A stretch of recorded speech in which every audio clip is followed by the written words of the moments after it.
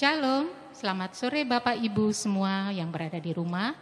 Saat ini kita bersama-sama akan mengikuti persekutuan Komisi Dewasa.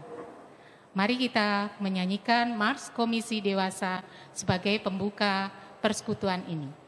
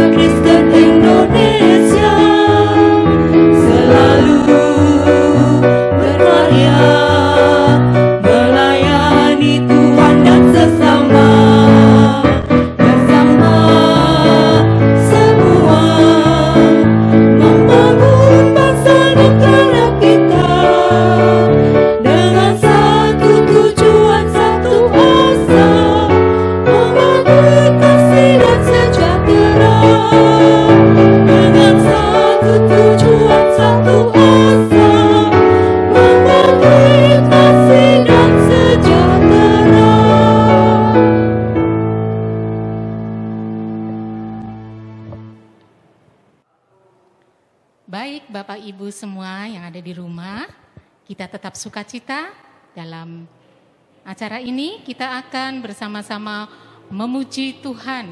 Kita punya kekasih yang luar biasa, yang selalu memberkati dan menyertai hidup kita. Kita pujikan bersama-sama, Yesus kekasih jiwaku.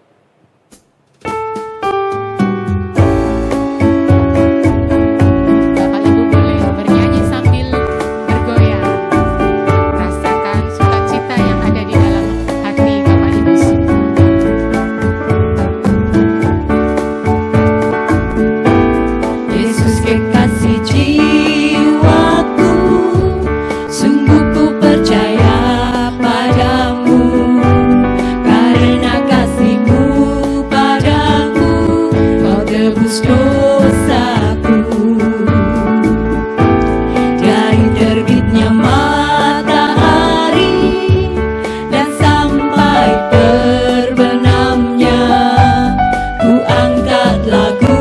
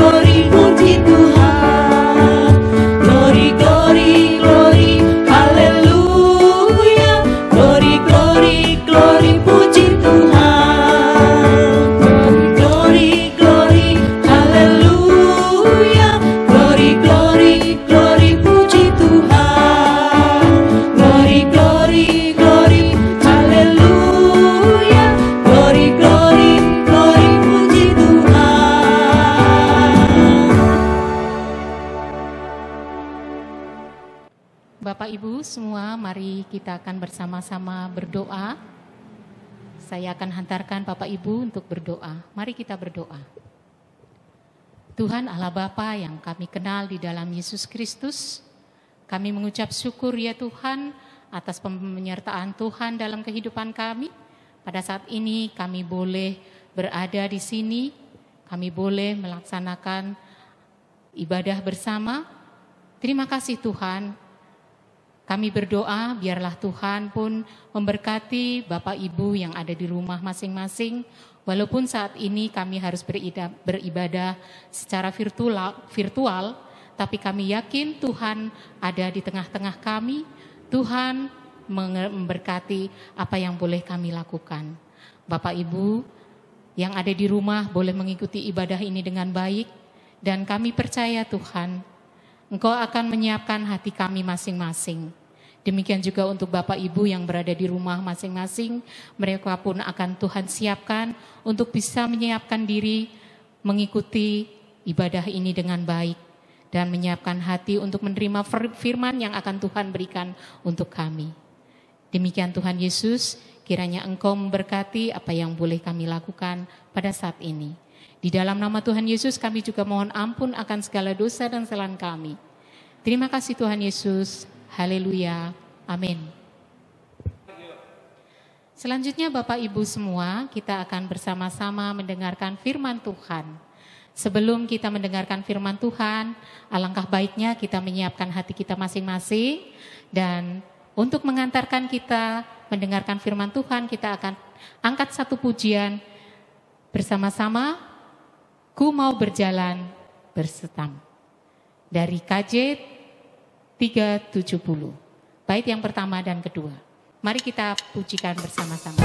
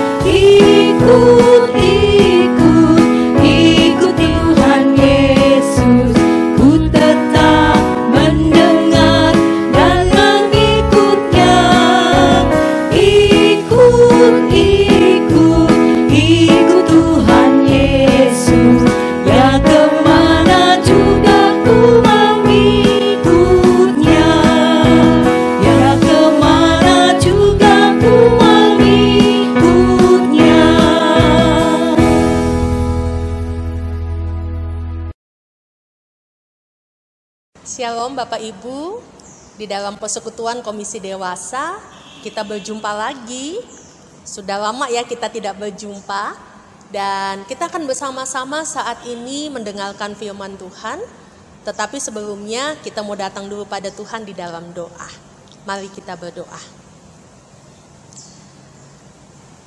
Saat ini ya Tuhan, ketika Engkau kembali mempertemukan kami sebagai warga Persekutuan Komisi Dewasa GKI Gatot Subroto, kami bersyukur di tengah keterbatasan yang ada, kami tetap boleh berjumpa satu dengan yang lain. Dan ketika saat ini pun kami ingin mendengarkan sabda Tuhan, kami memohon kiranya kuasa Roh Kudus boleh menyertai setiap kami Bapa, sehingga firman Tuhan yang ditaburkan mengingatkan kami akan sebuah pesan dari kisah yang Engkau sudah torehkan di dalam Alkitab, yang sangat Engkau kehendaki kami semua boleh lakukan. Karena itu Bapa, sertai kami dari awal, pertengahan hingga akhirnya, sehingga firman Tuhan ini sungguh boleh kami lakukan. Terima kasih Bapa, demi Kristus Yesus kami panjatkan doa ini. Amin. Ya, Bapak Ibu, di sore ini temanya adalah mentalitas menyalahkan. Wah, apa nih artinya ya mentalitas menyalahkan? Nanti kita akan sama-sama mendalaminya. Dan saat ini saya mengajak Bapak Ibu membuka firman Tuhan. Kita buka Alkitab kita dari kitab Filipi 2 ayat 1 sampai ayat yang ke-7.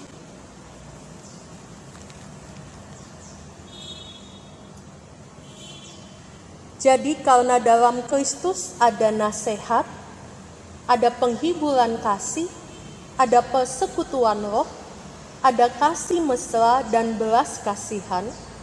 Karena itu sempurnakanlah sukacitaku dengan ini. Hendaklah kamu sehati sepikir dalam satu kasih, satu jiwa, satu tujuan.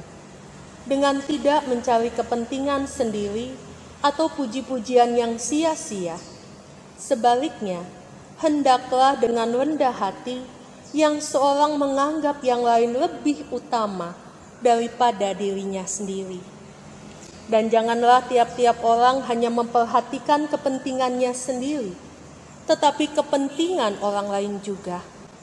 Hendaklah kamu dalam hidupmu bersama menaruh pikiran dan perasaan yang terdapat juga dalam Kristus Yesus, yang walaupun dalam rupa Allah, tidak menganggap kesetaraan dengan Allah itu sebagai milik yang harus dipertahankan, melainkan telah mengosongkan dirinya sendiri dan mengambil rupa seorang hamba dan menjadi sama dengan manusia. Bapak Ibu yang dikasihi Tuhan, terkadang sebagai orang tua, tanpa sadar kita ini sudah membuat anak dan cucu kita ternyata memiliki mentalitas menyalahkan. Kok bisa? Contohnya saja begini. Bapak Ibu masih ingat ketika anak atau cucu kita masih batita atau balita, lalu mereka sedang belajar berjalan, sedang berlari, lalu tiba-tiba ketika mereka melakukan itu, mungkin kaki mereka terantuk dengan kursi atau meja, ya. Dan mereka terjatuh, dan biasanya anak-anak nangis, gitu kan. Dan nangisnya kalau sudah ada papa mama atau oma opanya, biasanya juga agak-agak dilebih-lebihkan. Nah, apa yang biasanya kita lakukan sebagai orang tua, Bapak Ibu? Ketika melihat anak atau cucu kita jatuh, terantuk, terkena meja atau kursi. Seringkali yang saya dapati adalah, maka sebagai orang tua, mungkin saya juga melakukan, ya. Saya akan mendekati anak saya akan memeluk dia dan saya bilang, sakit? Mana yang sakit? Wah, langsung biasanya anak itu nunjuk, ya. Ini sakit. Lalu saya tanya, wah sakit ya? Wah ini kena meja nih, ini kena kursi. Dan saya sebagai orang tua yang saya lakukan adalah saya pukul meja atau kursinya. Dan saya bilang, nakal mejanya ya, nakal kursinya ya, gara-gara kamu nih anak mama jatuh. Pernahkah Bapak Ibu melakukan hal itu? Pernah ya? Atau mungkin ketika suami lupa menaruh alat-alat perkakas dan di dalamnya ada palu, lalu anak-anak kita main palu, kepalanya kepentok palu. benjollah di sini. Ya. Lalu kita lihat, dia menangis. Siapa yang kita salahkan Bapak Ibu? Palunya kita salahkan. Kita bilang ini palu nakal banget sih. Kok bikin anak mama, anak papa tersayang ini benjut benjol di kepala. Ya. Dan kadang gak cuma palunya yang kita salahkan Bapak Ibu, tetapi bapaknya pun kita salahkan. Kita bilang, iya nih gara-gara papa ya. Coba papa nggak taruh alat-alatnya di sini, dedek nggak kena tuh, kena palu kepalanya nggak benjol ya. Papa ini loh, papa ini loh. Jadi Bapak dan Ibu yang dikasihi Tuhan, kalau kita boleh jujur sebagai orang tua, tanpa sadar dengan alasan temboknya itu adalah ya karena saya mengasihi anak saya mengasihi cucu saya, dan mereka itu belum mengerti loh Bu Pendeta, mereka belum paham ya. Ya, tapi tanpa sadar Bapak Ibu, ternyata kita mengajarkan kepada mereka sejak dini, sejak kecil, untuk menyalahkan seseorang atau menyalahkan sesuatu atas hal yang menimpa dirinya sendiri.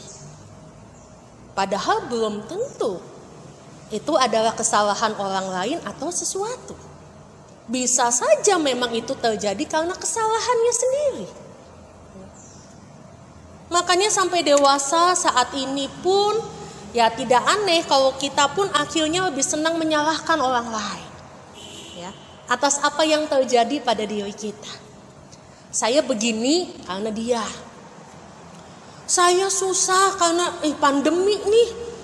Pandemi ini bikin saya kelepotan, pontang-panting, sudah nggak tahu harus bagaimana lagi. Saya jadi menderita begini karena saya ada di waktu dan tempat yang salah. Paling enak itu memang menyalahkan Bapak Ibu. Dan bahayanya adalah ketika itu sudah menjadi sebuah mentalitas. Apa itu mentalitas? Dalam bahasa sederhana, mentalitas itu adalah cara berpikir. Begitu berbahaya ketika kita sebagai orang dewasa yang harusnya memberikan teladan yang baik kepada anak dan cucu kita, ternyata kita punya pola pikir untuk selalu menyalahkan orang lain atau menyalahkan keadaan yang ada. Itulah mentalitas menyalahkan. Ya. Pola pikirnya, cara berpikirnya adalah pokoknya bukan aku sing salah. Aku ini korban. Ya, dia, ono, situ yang bikin saya berada pada situasi ini. Ya. Dan memang di dalam Alkitab Bapak Ibu, mentalitas ini memang sudah ada.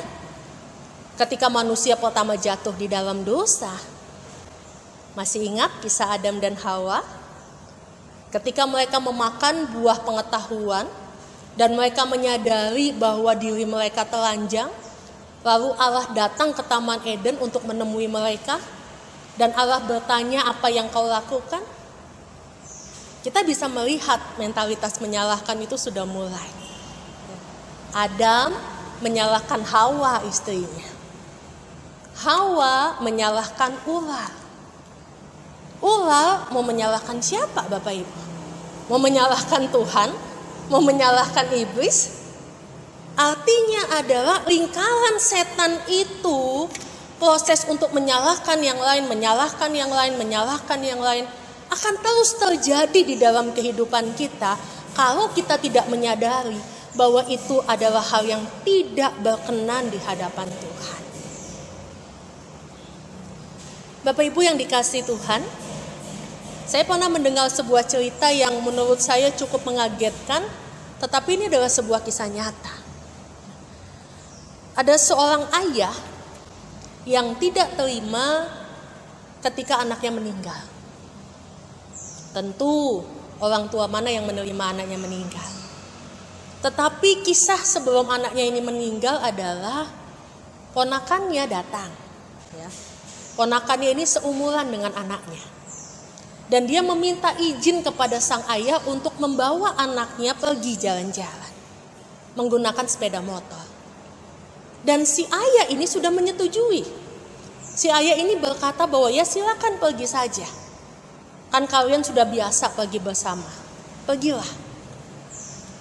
Tetapi ternyata di dalam perjalanan motor yang ditumpaki oleh sang anak dan juga ponakannya ini mengalami kecelakaan. Dan memang ternyata si anak ini Tuhan panggil pulang, tetapi ponakannya ini Tuhan masih berikan kesempatan untuk hidup.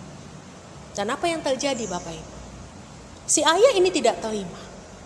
Ketika dia tahu bahwa anaknya meninggal dan ponakannya itu masih hidup, maka dia selalu menyalahkan ponakannya. Dia selalu bilang bahwa ini salahmu. Kamu yang bonceng dia, kamu yang bikin dia kecelakaan, kamu yang bikin dia mati. Ya, ini salahmu. Dan tahukah Bapak Ibu bahwa kejadian ini bukan terjadi 1 atau 2 tahun. Tetapi kejadian ini sudah berlangsung berpuluh-puluh tahun yang lalu. Tetapi sang ayah tetap tidak bisa menerima. Padahal dia juga mengizinkan anaknya untuk pergi. Tetapi dia tetap menyalahkan ponakannya, bahkan keluarga besarnya tidak dia ajak bicara. Karena dia berpikir, kamulah yang membuat anakku meninggal. Sangat mungkin Bapak Ibu, kita juga melakukan hal yang sama. Mungkin saat ini di tengah pergumulan hidup, kita mulai menyalahkan orang lain. Atas apa yang terjadi dan menimpa pada kita, kita mulai menyalahkan keadaan. Kok keadaannya begini ya? Kita mulai menyalahkan tempat. Mulai menyalahkan waktu. Coba waktunya dulu gak begitu. Coba waktunya dulu begini. Bahkan mungkin juga ada di antara kita yang saat ini yang sudah sampai menyalahkan Tuhan. Kenapa Tuhan? Kok hidup saya harus begini? Kenapa Tuhan kok saya harus menjalani hal ini? Apa salah saya? Apa kurang saya? Persembahannya kurang apa Tuhan? Doanya kurang panjang apa Tuhan? Ya. Mungkin bahasa kita adalah bahasa yang masih halus Bapak Ibu, tetapi sebetulnya tersirat di dalamnya ketika kita selalu berkata bahwa, kenapa Tuhan? Kok begini ya Tuhan? Maunya Tuhan apa? Tanpa sadar Bapak Ibu, kita ini mungkin sedang mempersalahkan Tuhan. Karena itu Paulus mengingatkan kita di dalam bacaan yang baru saja kita baca bersama-sama, yaitu di dalam kitab Filipi Bapak Ibu, di dalam ayat 2 dan ayat yang ketiga. Saya mengajak kita kembali membukanya. Perhatikan firman Tuhan berkata apa. Karena itu sempurnakanlah sukacitaku dengan ini. Hendaklah kamu sehati sefikir dalam satu kasih, satu jiwa, satu tujuan. Dengan tidak mencari kepentingan sendiri atau pujian yang sia-sia. Paulus ingin mengingatkan kita Bapak Ibu, bagaimana kehidupan kita sebagai orang Kristen, bagaimana jemaat Filipi di tengah-tengah komunitas yang ada. Marilah kita bisa memiliki sehati dan sefikir di dalam Kristus. Bukan sehati dan sefikir menurut saya, menurut keluarga saya, komunitas saya, kelompoknya saya. Karena kalau itu berkaitan dengan saya, dan saya, Bapak Ibu, konflik kepentingannya besar. Ya. Dan kalau sudah berbicara konflik kepentingan, kita akan mudah menyalahkan yang lain. Ya. Tetapi ketika kita belajar untuk sehati, hati dan pikiran kita ini kita taruh di dalam Kristus. Ya. Artinya bahwa bagaimana saat ini di tengah setiap kejadian dan peristiwa yang ada, kita mau belajar dari apa yang ada di dalam hati Yesus dan apa yang ada di dalam pikiran Yesus ketika dia juga mengalami sesuatu yang tidak enak.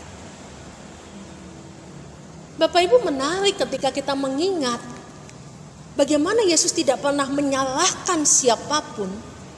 Yesus tidak menyalahkan keadaan. Yesus tidak menyalahkan situasi atas apa yang menimpa pada dirinya. ketika dia harus memasuki jalan salib, ketika dia harus dijauhi oleh murid-muridnya, ketika dia harus memikul salib untuk manusia, tidak ada satupun perkataan di dalam Alkitab yang menyiratkan bahwa Yesus menyalahkan orang lain, Yesus menyalahkan Allah, atau Yesus menyalahkan keadaan. Karena itu Bapak dan Ibu yang dikasihi Tuhan, ini menjadi sebuah teladan iman yang luar biasa. Apa sih untungnya ketika kita menyalahkan orang lain atas apa yang terjadi pada diri kita? Apakah ketika kita menyalahkan orang lain beban hidup kita langsung hilang? Apakah ketika kita menyalahkan keadaan dan situasi, maka situasi dan keadaan hidup kita berubah? Rasanya tidak. Ya. Karena itu Paulus berkata, jangan mencari kepentingan sendiri atau pujian yang sia-sia. Karena sebetulnya Bapak Ibu, ketika kita selalu menyalahkan orang lain, keadaan, situasi, waktu, bahkan Tuhan, sebetulnya kita ini sedang menekankan ego. Ya. Ego kita yang diutamakan, ego kita yang ada di dalam hati dan pikiran. Ya. Kita tidak mau dipersalahkan. Ya. Kita tidak mau dianggap sebagai orang yang gagal, orang yang tidak berhasil, orang yang ternyata jatuh di dalam dosa. Karena itu bagaimana caranya supaya orang lain tidak melihat saya lemah, tidak melihat saya ternyata terpuruk, ya saya menyalahkan yang lain. Dan apakah itu berkenan di hadapan Allah? Tentu tidak, Bapak Ibu. Apakah itu akan merubah situasi kita? Sangat tidak. Yang ada kita jatuh di dalam dosa. Yang ada orang lain bisa menilai kita memiliki kualitas hidup seperti apa ketika kita tidak belajar introspeksi diri tetapi selalu menyalahkan orang lain. Karena itu Paulus juga mengingatkan kita Bapak Ibu di dalam firman Tuhan ini bahwa seperti yang Yesus lakukan, ia telah mengosongkan dirinya sendiri dan mengambil rupa seorang hamba dan menjadi sama dengan manusia. Ada kata-kata menarik yang dipakai di sini, yaitu kata mengosongkan dirinya. Yang dalam bahasa Yunani dipakai kata kenosis. Apa itu kenosis?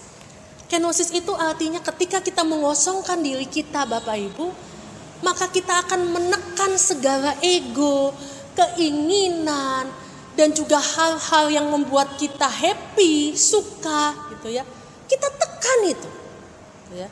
Tetapi bagaimana hati serta pikiran kita akhirnya diisi oleh Kristus, ya.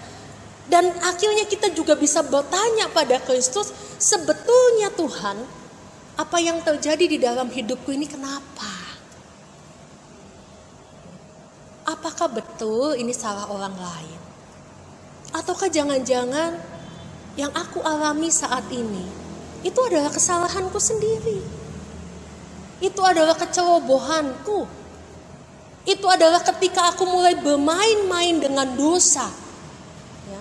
Dan aku merasa bahwa fine, it's okay, orang lain pun tidak apa-apa, maka aku pun tidak apa-apa. Ya.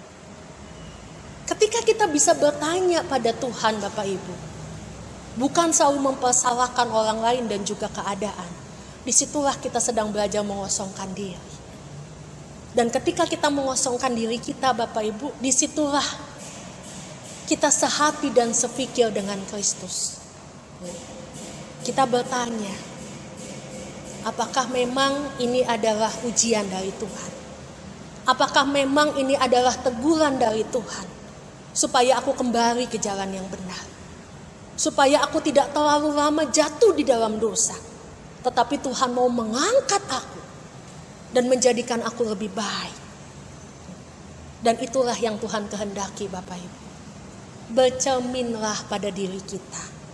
Introspeksilah pada apa yang kita lakukan, kita berbuat. Ya. Ketika itu boleh terjadi terus menerus di dalam hidup kita, maka saya yakin Bapak Ibu dan saya tidak akan memiliki mentalitas menyalahkan. Tetapi kita dimampukan oleh Tuhan memiliki mentalitas yang selalu bertanya pada Tuhan, mentalitas introspeksi diri. Tuhan memberkati kita semua. Amin. Baik Bapak Ibu terkasih, kita sudah bersama-sama mendengarkan firman Tuhan yang disampaikan oleh Ibu Pendeta Theophany. Semoga firman Tuhan ini semakin memperkuat iman keyakinan kita kepada Tuhan Yesus. Dan sebagai wujud ungkapan syukur kita, mari kita angkat satu pujian, Lawanlah Godaan.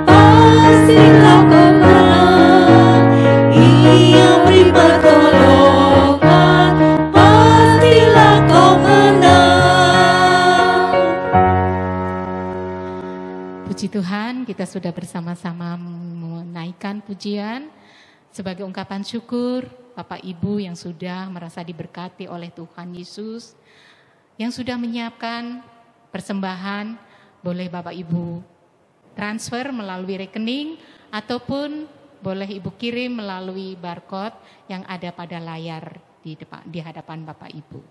Kiranya Tuhan Yesus memberkati kita semua. Mari kita bersama-sama mendengarkan atau ikut dalam doa syafaat. Bapak Ibu, saat ini kita akan masuk di dalam doa syafaat. Mari kita berdoa. Tuhan, terima kasih. Ketika di sore ini Tuhan mengingatkan setiap kami agar tidak lagi memiliki mentalitas menyalahkan, tetapi kami belajar untuk bertanya pada Tuhan, sehingga introspeksi diri itu juga boleh terjadi atas apa yang sudah kami dan mungkin akan kami alami. Ajarkan kami Tuhan untuk bisa sehati dan sefikir di dalam Kristus, sehingga apapun yang Tuhan izinkan boleh kami hadapi dan alami, kami tetap bisa memuliakan nama Tuhan di dalam setiap perkataan dan perbuatan. Jangan biarkan kami menjadi batu sandungan Bapa, tetapi biarlah kuasa Roh Kudus mengingatkan kami semua untuk selalu bersandar pada Tuhan dan berjuang di dalam setiap persoalan hidup bersama dengan Tuhan.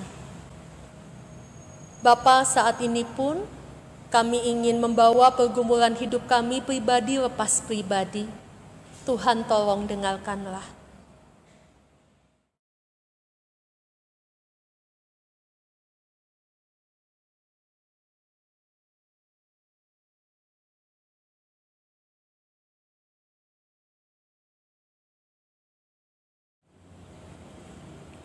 Kuatkan kami Bapa, dan biarlah kami tetap percaya bahwa Tuhan sedang bekerja, memproses kami di dalam apa yang saat ini sedang kami hadapi. Sehingga kami tidak lemah secara iman, tetapi kami tetap memiliki pengharapan yang besar di dalam Tuhan. Bapa, saat ini pun kami ingin mendoakan bagi saudara-saudari kami yang berada di dalam kelemahan tubuh. Kami teringat untuk Bapak Justin Simamora yang saat ini dalam masa-masa pemulihan. Tuhan tolong kuatkan anakmu ini. Tuhan campur tangan di dalam masa-masa pemulihannya, sehingga dengan kasih setia Tuhan Pak Justin Simamora sungguh-sungguh dipulihkan oleh Tuhan dan bisa beraktivitas seperti biasa. Kami juga teringat untuk anak kami Vian yang saat ini berada di Rumah Sakit Margono. Tuhan, kami memohon campur tangan-Mu, biarlah lewat perawatan, pengobatan yang dilakukan oleh tenaga medis, di situ boleh memberikan kekuatan dan juga kesembuhan bagi Vian. Tuhan berkati Bu Eli Susan sebagai seorang ibu yang menjaga dan juga mendampingi, sehingga kekuatan dan kesabaran pun boleh Tuhan anugerahkan untuk bisa mendampingi Vian. Terima kasih Bapak, kami menyerahkan saudara-saudari kami ini ke dalam tangan pengasihan-Mu. Kami juga masih tetap mendoakan untuk situasi pandemi di tengah-tengah kota kami, Purwokerto dan juga Kabupaten Banyumas. Ketika setiap hari kami boleh mendengar bahwa yang terpapar positif semakin meningkat, Tuhan, kami memohon jamahan tangan Tuhan. Tuhan rawat dan jaga kota kami ini. Tuhan juga pakai kami agar kami juga tetap bisa menjalankan protokol kesehatan yang ada. Dan kami sungguh memohon Bapak, agar pandemi ini cepat selesai, sehingga kami pun juga boleh kembali bergereja, melayani Tuhan, bersekutu, dan kami juga boleh tetap beraktivitas untuk kembali merasakan berkat Tuhan di dalam kehidupan kami. Terima kasih Bapa, inilah doa yang saat ini kami panjatkan, dan kami percaya Tuhan sudah mendengarkannya. Demi Kristus kami berdoa. Amin. Baik Bapak Ibu, kita akan mengakhiri persekutuan Komisi Dewasa pada sore hari ini dengan tetap mengimani akan penyertaan Tuhan dalam kehidupan kita. Di situasi pandemi ini, kita percaya akan penyertaan Tuhan dalam kehidupan kita. Mari kita angkat satu pujian, Di Dunia Yang Penuh Cemar.